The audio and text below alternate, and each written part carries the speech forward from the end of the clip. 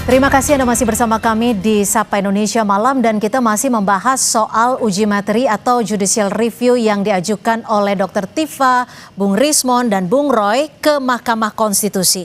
Bang Refli, kalau banyak juga yang mengatakan atau menduga upaya yang dilakukan saat ini bukan sekedar konstitusional aja, tapi karena ada penersangkaan Roy, Tifa dan juga Rismon. Jadi gini, yang ingin terbebas dari hukumkah atau bagaimana?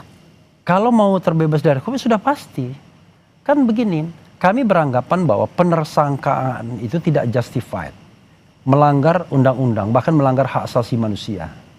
Saya mengatakan kasus ini jangankan ditingkatkan menjadi penyidikan dan kemudian penersangkaan. Diproses saja tidak layak. Karena from the beginning kita mengatakan ini masih dalam ranah konstitusi, demokrasi, hak asasi manusia, kebebasan menyampaikan pendapat baik secara lisan dan tulisan yang dilindungi oleh konstitusi.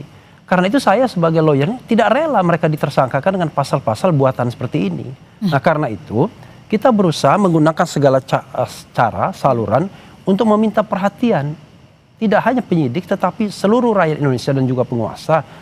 Jangan lagi terulang yang seperti ini. Terlalu banyak korban-korban mereka ditersangkakan ketika mereka bicara untuk urusan publik. Seperti kata Rocky Gerung misalnya.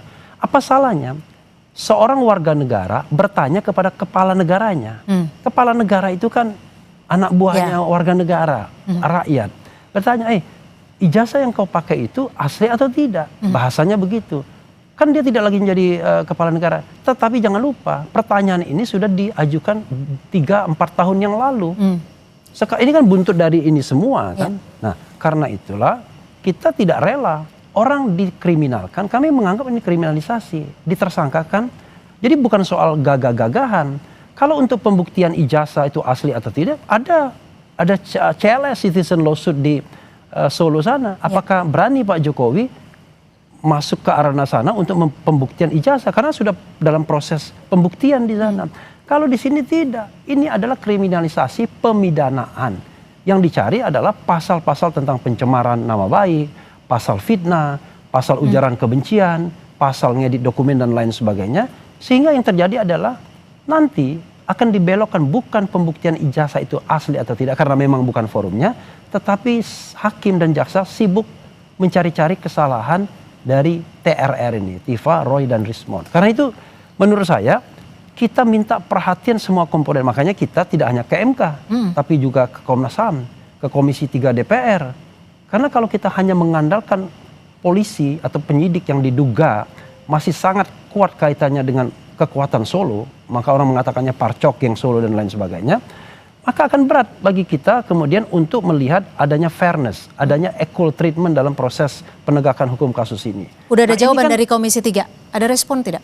Ada respon dari ketuanya, masih mengatakan akan berkoordinasi dengan pimpinan lainnya, tapi saya WA lagi, Habibur Rahman belum menjawab lagi. Jadi melalui televisi ini, kami minta DPR juga mengambil peran, perhatian terhadap kasus seperti ini. Jangan dibiarkan ada kasus-kasus yang punya dugaan pelanggaran HAM, ada abuse of power, tetapi kemudian dibiarkan begitu saja sebagaimana KM 50 dulu. Karena itu, kita buka ke ranah politik, ranah publik mengenai kasus ini. Nanti orang bila katakan, loh ini kan kasus hukum. Orang tahu ini not only ini hukum saja, tetapi ini juga kental politiknya. Kental ada equal treatmentnya, kental ada pengaruh geng Solo terhadap kekuasaan penyelidikan dan penyidikan. Kalau tidak mungkin di Barreskrim Mabes Polri sebelumnya mengenai laporan mengenai penggunaan ijazah palsu atau dokumen palsu itu dihentikan begitu saja. Padahal banyak sekali bukti atau alat bukti yang bisa diajukan sebagai sebagai fondasi agar kasus ini betul-betul diperiksa apakah ijazah itu palsu atau asli. Gimana Bung Rifai menanggapi, meresponnya? Ada yang disebut ini kriminalisasi. Pak Jokowi pasti juga udah mendengar pasti dong. Dia bilang tidak. dan bagaimana tadi Bung Refli tegas menyebutkan parcok lah, apalah. Saya nyebut parcok itu kan niru orang lain aja kan. Jadi kembali lagi ini kan argumentasi lawyer ya. Kalau kami memahami lah argumentasi yang dibangun. Tapi ini kembali lagi mumpung di televisi saya ingatkan publik juga bahwa yang tapi sebelum jadi lawyer saya begini juga argumentasi saya. Bahwa you can check it ya kan. Lagi-lagi kami meyakini betul tindakan fitnah maupun pencemaran yang dilakukan oleh Pak Roy CS atau Pak Roy CS lah semua ya. Bukan Roy Itu CS. Tidak ada Oh, kaitannya. beda itu Roy CS yang Tidak lain. ada kaitannya dengan penelitian maupun kegiatan akademik. Dan itu fakta. Silakan publik melihat, searching di sosial media seluruh tayangan mereka dari bulan Januari sampai dengan April 2025, 4 bulan berturut-turut. Kami menemukan 31 objek.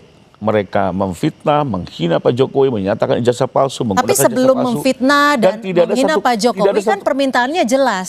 Pembuktian bahwa ijazah ini asli atau palsu saat Bukan. itu. Tidak, balik lagi. Yang kita laporkan adalah tidak ada satu kalimat pun mereka mengklaim diri sebagai peneliti ataupun melakukan kegiatan akademis. Itu clear. Keliru. Ya. Nah, itu Coba fakta. Anda lihat Itu fakta. interview Dr. Tifa pada tanggal 15 April. Dia mengatakan peneliti. Ya, Coba lihat. Itu clear. Tanggal berapa? Itu clear. Tanggal 15 April, Dr. Tifa Ya, nanti kita saling buktikan aja. Ketika Karena di interview kami sebagai peneliti katanya. Baru setelah Itu ketika dia mengunjungi UGM. baru setelah kami laporkan di statement 30 April, nah, beberapa minggu kemudian mereka langsung membangun alibi seolah-olah peneliti. No. Tapi kan Seolah-olah Jokowi sedang White Paper melakukan itu penelitian. juga memang setelah di status Jauh, bulan tersangkakan. Agustus, Mbak. Itu baru bulan Agustus. Jadi Anda kembali bisa lagi. enggak bikin buku itu Ini alibi-alibi. sebulan 2 bulan. Apalagi Jokowi White Paper itu dikatakan Dr. Ridho Rahmadi mengatakan bahwa apa yang ditampilkan Dr. Tifa itu setara dengan S3. Bayangkan. Oke. Saya lanjutin dulu. Anda bisa nggak membuat sebuah karya yang dianggap setara dengan S3 dengan 1 bulan 2 bulan saja? Jadi- Oke, Ini jadi karya itu yang long term, ceritanya lama. memang lagi on process, ongoing ya. Iya. Oke, Tapi kalau silakan, kami Bu lihat Rifai. ya, dan kalau dilihat Dan- di tayangan dan bisa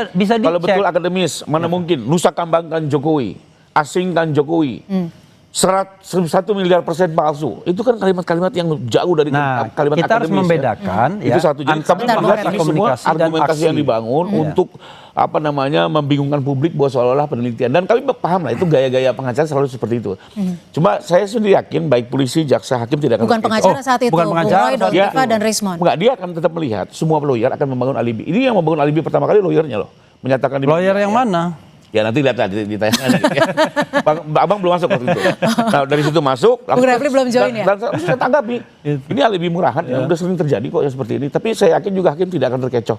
Karena yang kami laporkan adalah 31 objek. Silakan dilihat di Oke. 31 objek. Yang paling Satu, yang yang paling krusial Kedua 3. Mbak, buku baru muncul bulan Agustus. Ini kan hanya Tapi tadi rentetan. udah dijawab, karena jadi kan butuh proses kembali untuk lagi membuat ini buku. hanya alibi yang dibangun. Nah terus Anda bisa apakah bikin polisi setara berpihak disertasi hanya waktu 3 gampang aja bulan. saya satu fakta ya. Kami sebagai kuasa hukum tidak pernah meminta-minta untuk penahan. Tapi kalau relawan berkali-kali meminta untuk penahan. Nyatanya ditahan nggak? Tidak kan? Artinya polisi tidak bisa diatur.